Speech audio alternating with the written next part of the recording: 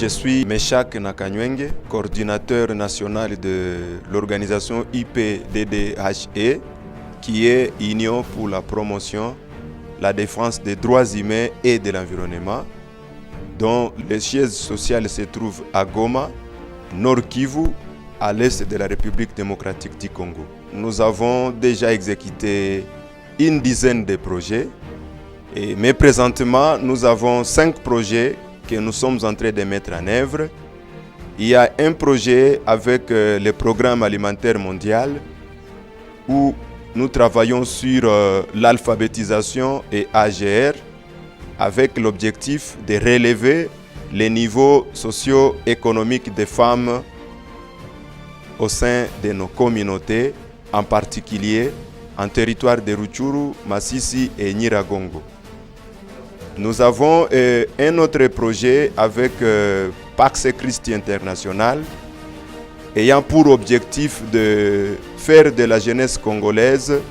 des artisans de la paix par la non-violence active. Un autre projet avec Search for Common Ground,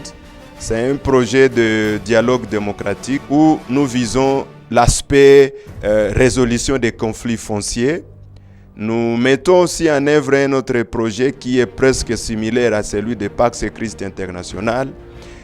avec un réseau de la RDC NPC-YP, financé par Peace Direct, qui contribue aussi à faire de la jeunesse congolaise des artisans de la paix avec des projets entrepreneuriaux. Les changements à apporter dans le secteur humanitaire au cours des 10 prochaines années serait de soutenir la localisation humanitaire. Et en soutenant la localisation humanitaire, directement, on soutient les acteurs locaux parce que le 8 engagement de la Charte pour le changement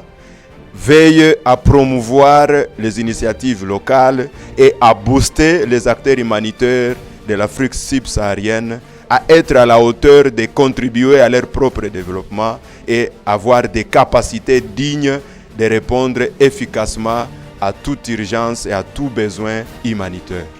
Ce que je venais de dire tantôt, la mise en œuvre effective de la Charte pour le changement. Deuxièmement, ça pourrait être à développer les projets de développement durable.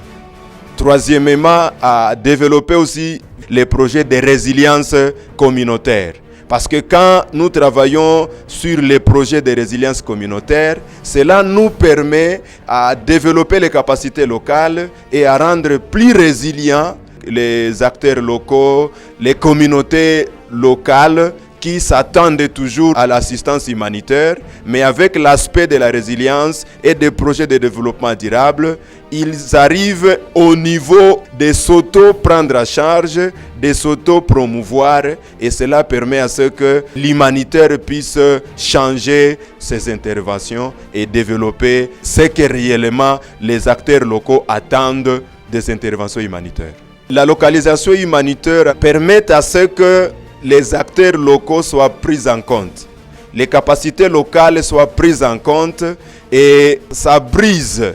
l'aspect là de généralité abusive, vient juste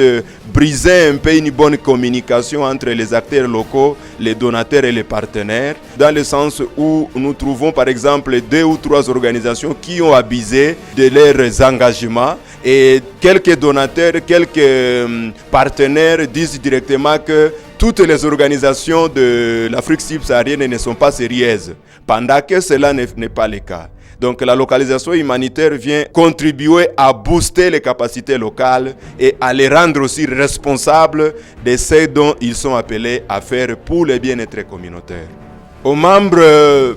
donateurs et partenaires du réseau Stat Network, je tiens juste à remercier et à louer les efforts déjà fournis dans les urgences humanitaires. Parce que le Stat Network a la particularité de la flexibilité des fonds. Et cette flexibilité des fonds permet à sauver des vies en situation de danger. Et je proposerai à Stat Network de voir comment ils peuvent insérer dans leurs objectifs, si possible avec leurs donateurs, de travailler aussi sur l'aspect développement durable, de continuer avec les projets là qu'ils avaient commencé en RDC 2015-2018, contexte RDC, parce que ces projets-là avaient capacité 164 acteurs humanitaires en RDC, dont mon organisation IPDDHE. Cette staff avait bénéficié de cette formation et c'est de là où nous avons appris beaucoup de l'humanitaire et nous sommes devenus capables de faire des actions redevables,